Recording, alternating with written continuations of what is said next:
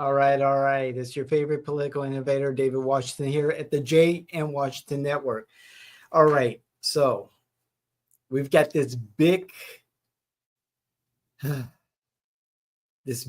deal about the post memorial, or I guess the memorial has not been created yet. However, there is a makeshift memorial at the location of the Pulse nightclub where a very bad man named Mateen shot tens and tens of individuals. 49 lost their lives. It was at that time the most horrific,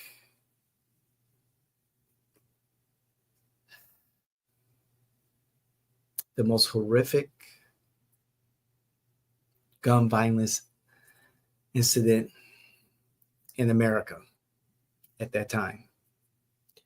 And there was a crosswalk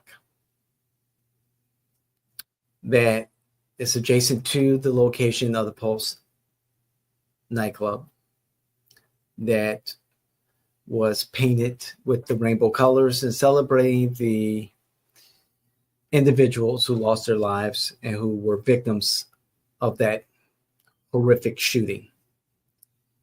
Now, Mateen targeted the Pulse. According to court records, the FBI, he targeted the Pulse nightclub because it was a soft target and he wanted to do maximum damage. He scouted out several locations, and the Pulse nightclub was the softest target that he could find.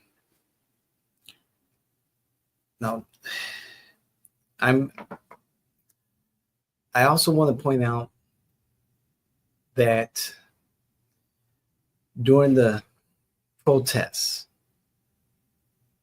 surrounding the George Floyd killing, people took to the streets to let America and the world know that what happened to George Floyd will no longer be tolerated. It was an injustice to George Floyd. And throughout the country, there were murals of George Floyd, of the Black Lives Matter slogan, painted on walls, painted in the streets. And Orlando had its own Black Lives Matter right there on Rosslyn Avenue, adjacent to Lake Eola Park. Big red, yellow, and green letters.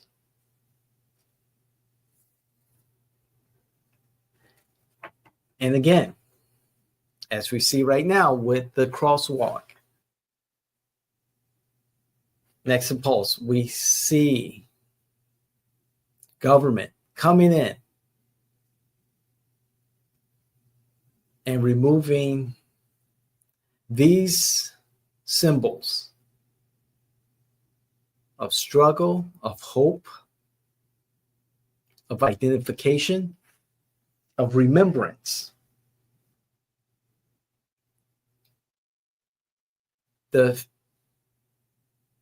Florida Department of Transportation came and no, they didn't.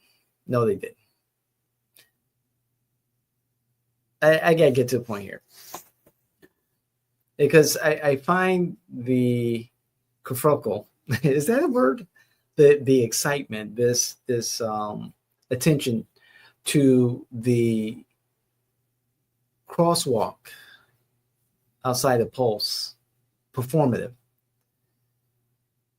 Where was all this attention when the city of Orlando removed the Black Lives Matter mural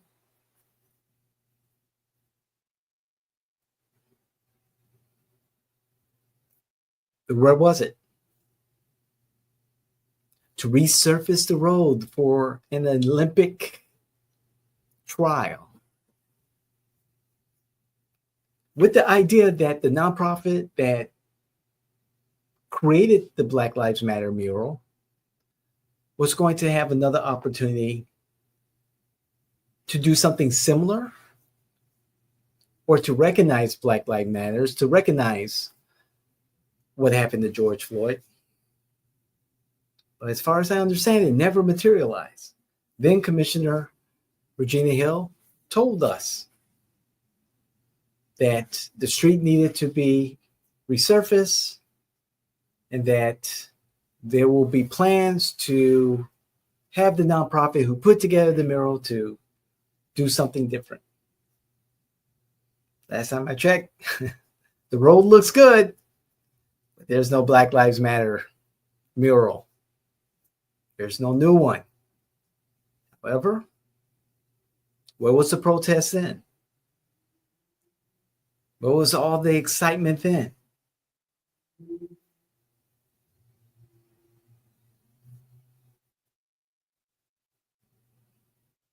There's a lot of stuff going on in our world right now. People are struggling to pay their mortgage or pay their rent, to buy their groceries, to keep their jobs. And whether it's on social media or legacy media, this attention on the crosswalk is amazing. Amazing. But at the end of the day, what does it do for our kitchen table issues? The city of Orlando and Orange County government have already promised millions of dollars for a memorial for all the victims of the Pulse nightclub tragedy. Money has already been approved for this project. Folks, I'm with you. I really am with you on this. However, let's get that memorial built. It's been too long, way too long. Let's get it built, get it done. Let's do it right. But at the same time, let's also remember that there are bigger things in this world that we need to focus our attention on based on what you all are saying. And I'm listening to what you all are saying. Because the murals and the crosswalks and the speeches and the TikToks and the X posts and the Reddit posts and the social media in general, it's performative. And for those who are saying, hey, we're with you, but do we need a mural for this? Do we need a rainbow crosswalk for that? But we're with you. Can we focus on the bigger issues that are tearing up our communities? That's what they want. I don't know. And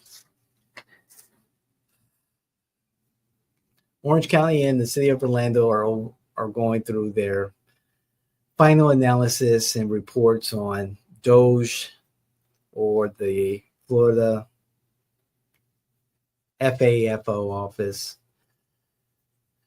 concluding their investigations, their audits of the county and the city's spending. And we're told to expect some big surprises. I think that's where our attention should be. As citizens, as our elected officials,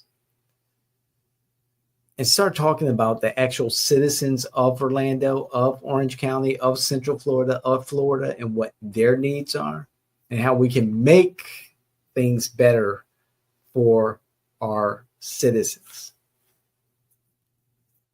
Because there's a disconnect with the liberals and their Democratic allies. There's a disconnect with the larger community.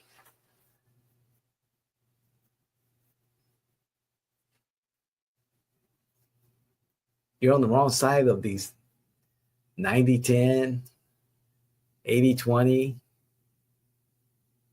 70-30 issues. And it's not gaining any new supporters. So fight on, do your thing. But the performative theatrics, antics, let's start talking about real stuff, real kitchen table issues. Open invitation to anyone and everyone to have a tactful, respectful, open, fact-based conversation about what we really need to do for America, okay? So thank you again.